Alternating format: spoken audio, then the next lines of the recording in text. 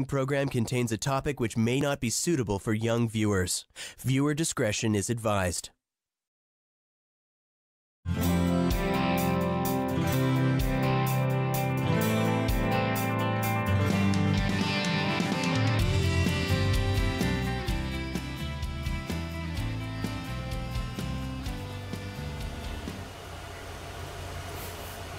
Hi there, welcome to Cannabis Conversations, a weekly program that is designed to cure the many curiosities, clear up some of that misinformation, and with any luck at all, fill in the blanks for missing info about cannabis and its consumption.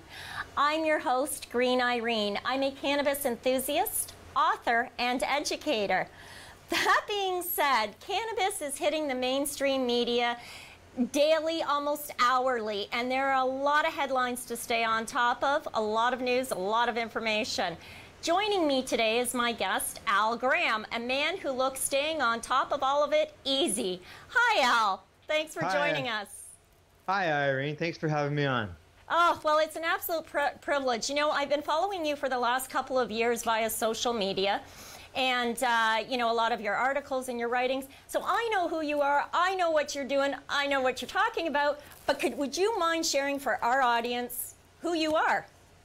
Okay, just a quick rundown. Basically, I'm a patient advocate. I'm a person who found the benefits of cannabis because of an illness. I've got Crohn's disease. And because the benefit that I saw within myself and some research that I found afterwards, I thought, geez, you know, there's so much stigma, so much negative out there. Things have got to change. People have to start to speak up, and that's what I chose to do.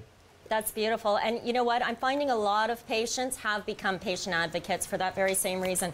We have to stand up. We've got to stop supporting the stigmatism that's attached to it and get rid of that archaic attitude that's associated with cannabis and its consumption, because it is a lot more than just a recreational vice. It is also a medicine, and this is something that, with everything in the news today, it's really hard to wrap your head around it. So now, Al, you are with Pace Radio. Pace as a host, correct? Did you start Pace? Yes, I did. Pace, just so you know, is an acronym for People Advocating Cannabis Education. And what that does, in the beginning, it started out as just wanting to get out there and help and educate other people.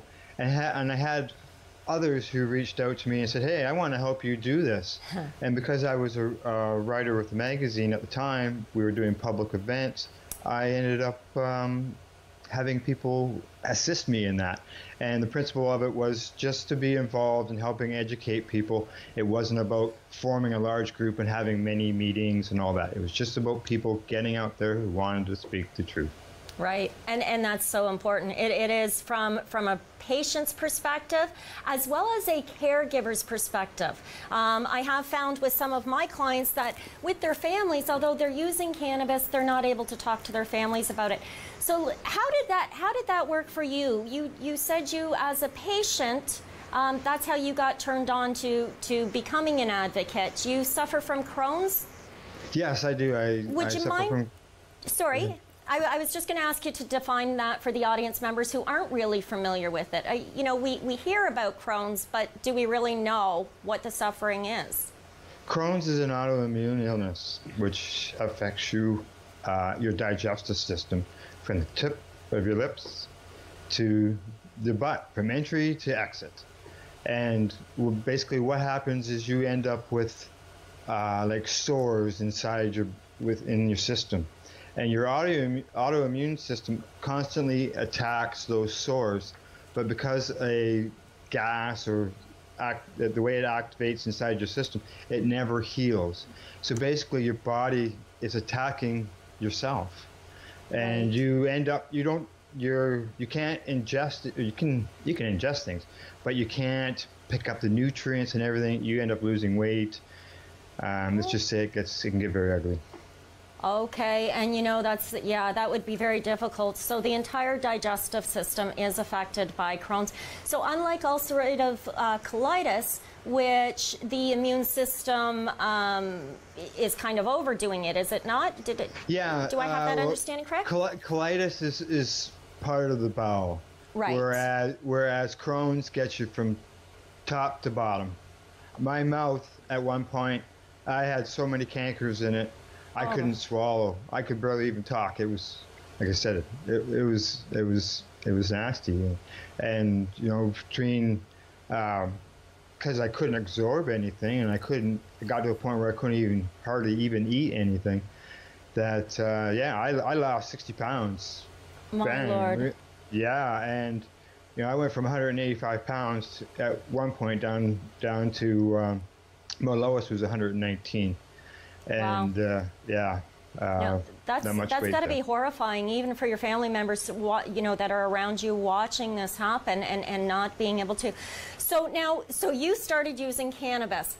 How did you begin using cannabis, and how effective is it in treating your symptoms or in dealing with the symptoms that you have to? Because I can only imagine the slew of symptoms that are associated with that. Yeah, I had a friend who was a cannabis advocate.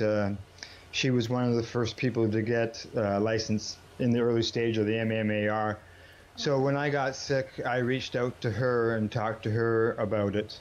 And then I also did research online, and being that I had tried cannabis recreationally in my younger years, I knew I wasn't worried about, you know, the fears of addiction and whether it was going to kill me or anything like that. I didn't have that concern. I just wanted to know how it was going to help, and it made a big difference in me, because the fact that I've never had a prescription for opiate drugs in 15 years. That is wonderful, and that, you know, that is a lot to be said right there, that you have not had to use any opiates to deal with this condition, because I imagine it's very painful too, and not to mention the fact that you're not able to absorb the nutrients. You know, we are what we eat, and without that nutritional value, where is your energy? Where is your strength? You don't have any. So you basically end up being bedridden. Right. And okay. So now, are you using the cannabis strictly inhalation, or are you actually using it in ingestion and through food? Did you find it increased your appetite? How have you found it aids? As far as the way it assists me, it's helped me right from the beginning with sleeping. Eating. When you have Crohn's disease, food isn't always your best friend, and you're required to eat. So, you know, it helps you with your appetite end of things. It helps you internally as an anti-inflammatory. Myself, when it comes to consumption, I'll vaporize, I'll smoke joints. I eat it as well. I make coconut oil, which I infuse almost things daily with it. You can look at my Instagram feed. You'll see pictures of frozen yogurt where I have chocolate on it, or something where I've infused the chocolate, or I'll take the coconut oil and infuse it in the food that I'm cooking with, or anything as simple as making waffles or pancakes, or a recipe that calls for butter. I'm just swapping that out for infused cannabis oil or coconut oil.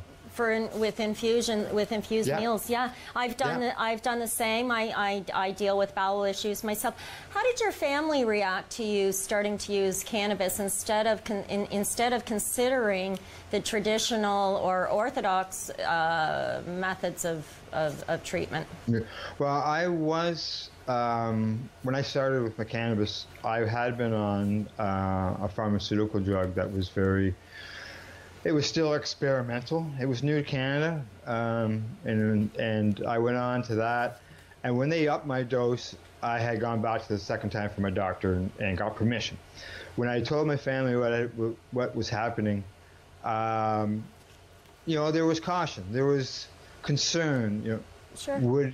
If I come out public, as they could see that I was doing that, they had concern of, you know, was something negative going to happen to me? Was I going to be shunned by society? Yeah. Were people going to attack me? And I was able to prove that didn't happen. Now, as far as we had one real bad episode with one of my children, even at 16 years of age, was very upset. Really? That their father was going to use cannabis as a medication. Well, again, you know, the stigma that's attached to it, I can understand a child's concern, especially when they're coming into their own, not having the education or the power of information. She was a DARE graduate. Just so you know, to update you, in the end of college, she was in there and she did an assignment on medical cannabis, and she got rave reviews for it. So she is supportive. Okay, but that's the initial shock to her. It's upsetting. Yeah, and I think it is for a lot of people until, you know, cannabis competency or an understanding of what it is and how it works helps to remove the fear that's associated with it. And that fear is what supports the stigma and the archaic attitude. Oh, yes, you know? yeah. When people can see, when someone can see the benefits right before their eyes. That says so much. It says so much. And I have seen that many times with people, and it's you know, it almost makes me cry of happiness to see that somebody has gone 180 degrees and they have converted them from a non-believer to a believer. Well, you know, I was one of them. 20 years ago, I was completely against the use of cannabis. I wrote articles against its legalization.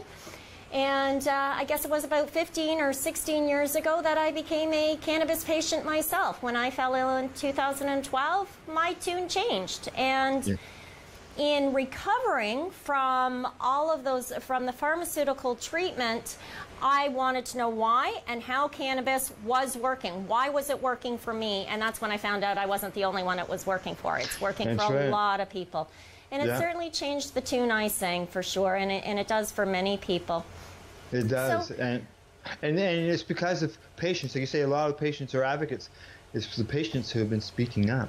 It is. It is. We're the ones who are standing up and saying, hey, you know, there are other options. And as a patient, you have the right to take responsibility for your health and wellness. And as individuals, we should be the first line of defense, I think, in our health and wellness strategy.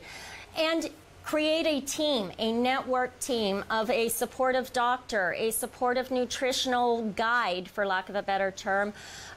We need to look at all of the sources: mind, body, spirit, soul, all of it. That being said, Al, we're going to be cutting to break right shortly. Before we do, one of the things I would, as a patient advocate, we start to stand up. We get our heads out of the sand. We do have some discrimination. There is some personal persecution.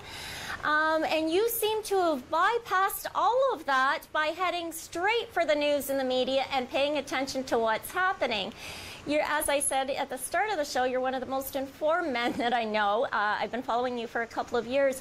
When we return from break, I would really like to talk about a few of those headlines. In particular, the legalities, what's happening in legislation, how it affects you, me, and the regular consumer.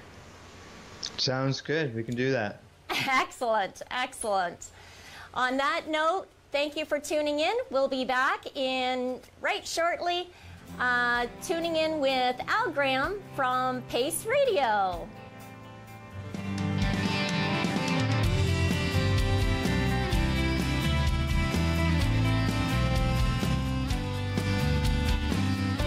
The following program contains a topic which may not be suitable for young viewers.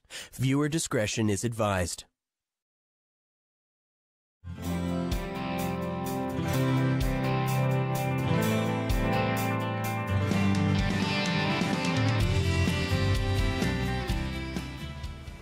Hi there. Welcome back to Cannabis Conversations. I'm your host, Green Irene, and joining me today is my friend Al Graham from the Pace Radio show, Pace Radio program. He's also an author and a reefer reporter. Before the break, Al, we were talking about Crohn's, how it is you became the patient advocate that you are today, because you yourself are a patient. But as I pointed out, I really like that you're up to date on what's happening in the news, what's happening in legislation, what's happening with the law. So let's get to a little bit about that. Alrighty. Well, as we saw in the news lately, cannabis legalization passed at the House of Commons, passed at the Senate, and has been signed by the Governor General. So royal assent is finalized, and come October the 17th, 2018, cannabis flower will be available for people across Canada. It's up to each province on how they're going to distribute it, whether it's sold through private or through retail or a mixture of both. Okay. And each province is also setting up their own rules and regulations around consumption, where you can be able to consume it. Okay, so my understanding then is that at a federal level, cannabis has been fully legitimized as legal. It's correct. No longer non-criminal. Yeah. But the provincial level, it's going to be differently controlled according correct. to province? Okay. So I sort of think of like our healthcare. Each province looks after the way the healthcare is done. Each province looks after the way the alcohol is served. Right. Or doled out. It's going to be the same thing with cannabis, whereas the federal government has, what their boundaries are, and they're allowing the provinces to set up things how they would like to, whether they're going to allow consumption places like lounges, or whether you're going to be allowed to smoke in public. Right. Stuff like that, yeah. Right. Yeah. Well, the lounges is a big issue right now. I know. I'm very proud of Buddy down there in Windsor. I can't remember his name off the top of my head. Is it Litke?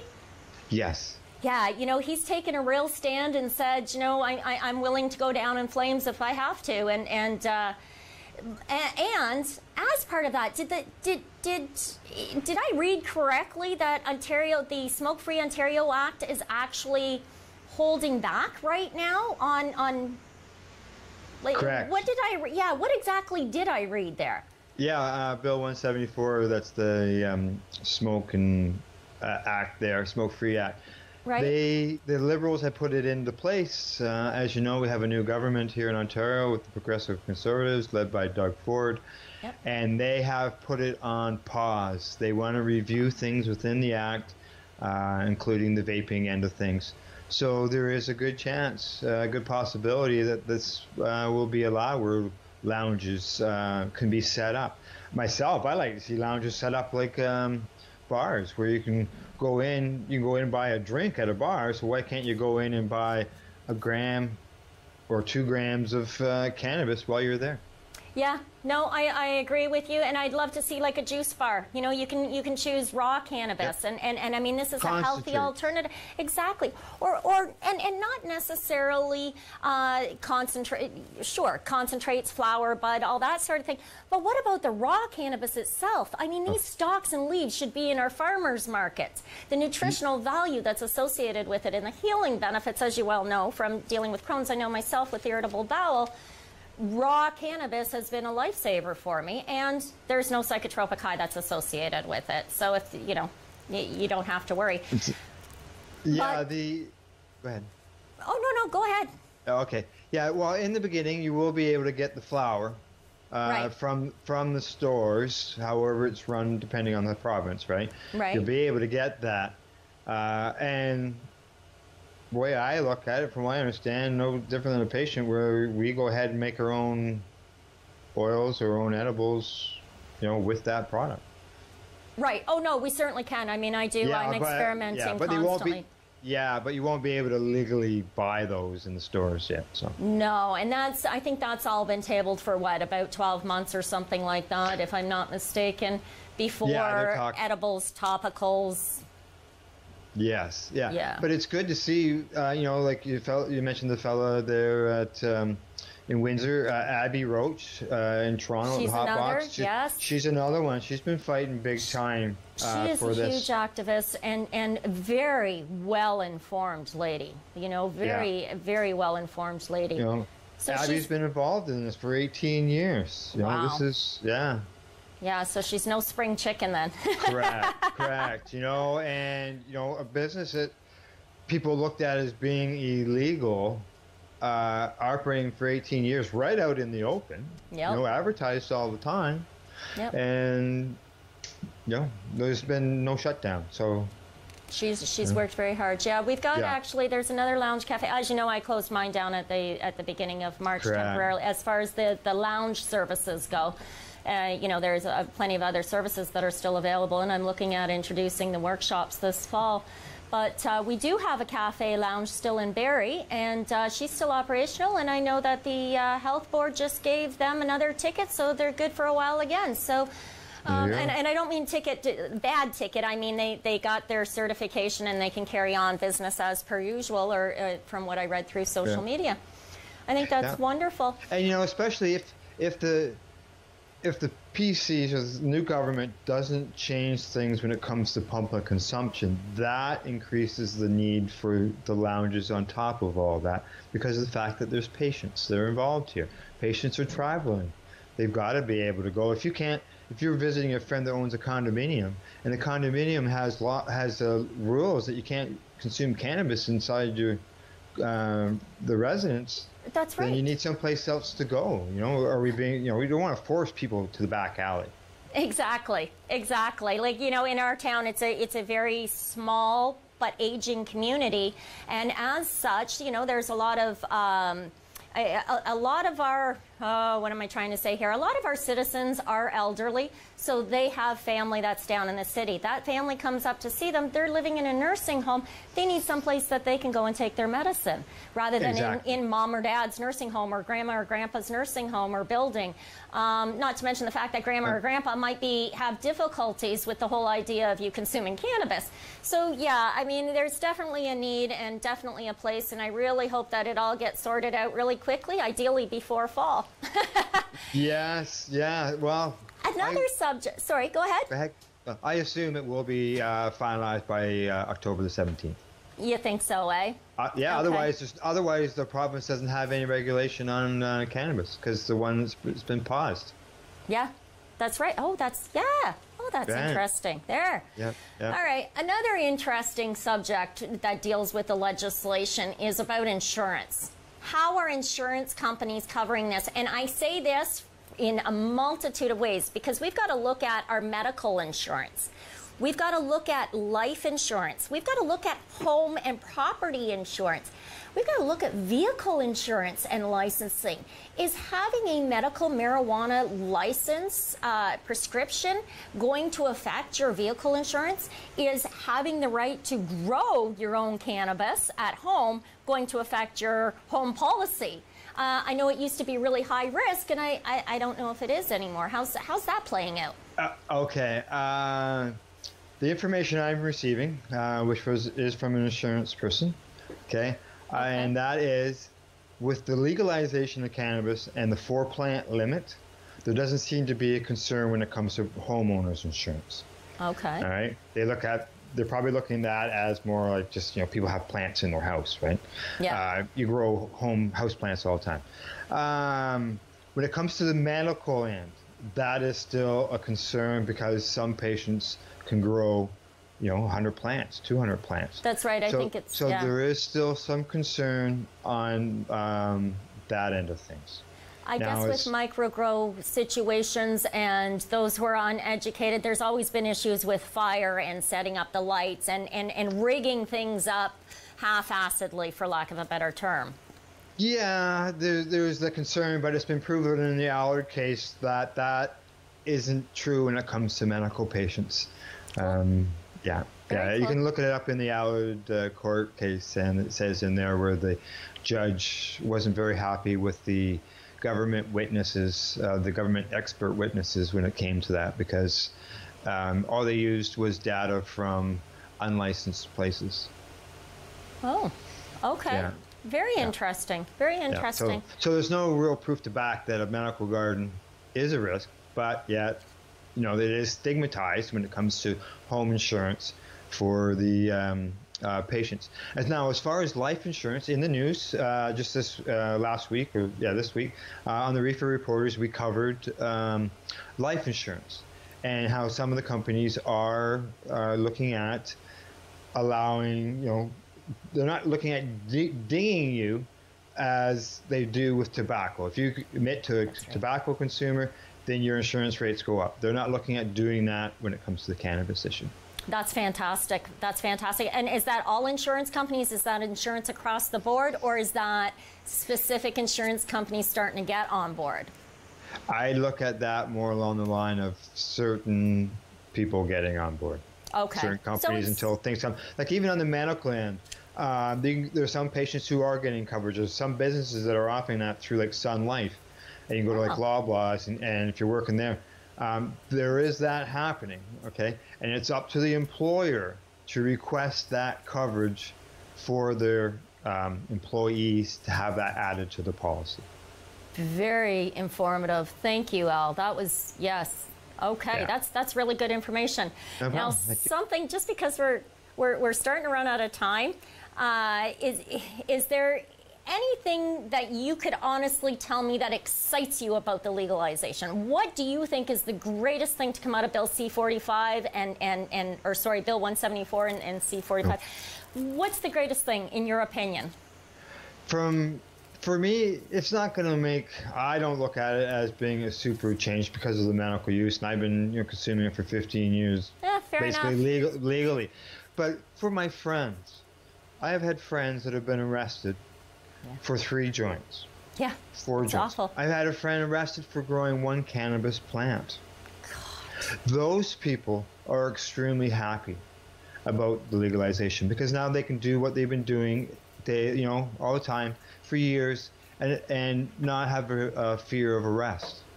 But I can also understand where there's people that are very upset about the way things are going to. Well, things are changing. Al, we have to wrap up, and I have to say thank you so much for joining me today, sharing a little bit of information about a lot of different subjects. It's been a pleasure having you. For those of you tuning in, thank you very much for tuning in. If you have any questions, comments, or suggestions, please don't hesitate to share them on the Cannabis website. It's www.cannabiscornercafe.ca. You can also tune in on the Rogers TV community channel station. I'm your host, Green Irene, saying be happy, get healthy, and stay strong. Ciao for now.